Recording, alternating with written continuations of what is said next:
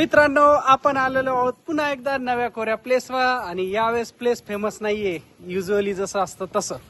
तर आपण आलोय नाशिक पासून जवळपास 15 ते 20 किलोमीटर अंतरावर असणाऱ्या एका मंदिरावर, ज्याचं की नाव आहे खंडोबा टेकडी. आणि ही खंडोबा टेकडी म्हणजे दिंडोरी रस्त्याला किंवा वणीला आपण जातो, नाशिकहून ज्या रस्त्याने जातो आपण वणीला किंवा दिंडोरीला, त्या रस्त्यावर राईट साईडला एक छोटीशी टेकडी लागते आणि या टेकडीवर हे मंदिर आहे.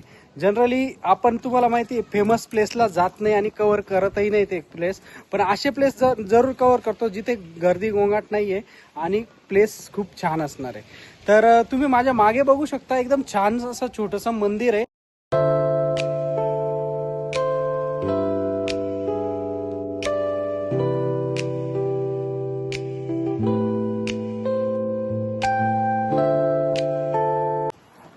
तर मित्रांनो, आपण ज्या प्लेसला आलेलो आहे ते खंडोबा टेकडी. आता मी तुम्हाला रिसेंटली सांगितलं आणि व्ह्यूज पण तुम्ही बघितलेले.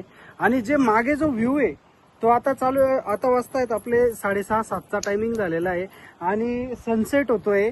आणि माझ्या मागे जर तुम्हाला दिसत असेल तर तिथे रामशेज किल्ला आहे आणि त्याच्या मागच्याच साईडला बोरगड किल्ला आहे.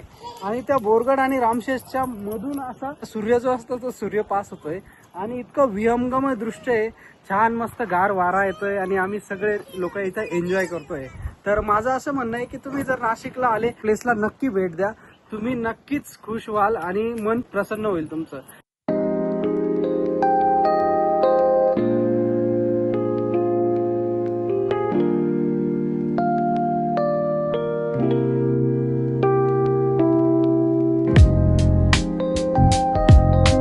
तर पुन्हा भेटूया नव्या कोऱ्या पुढच्या ब्लॉग मध्ये. एका अपरिचित अशा प्लेसला भेट द्यायला आपण जाऊया आणि तोपर्यंत बाय बाय.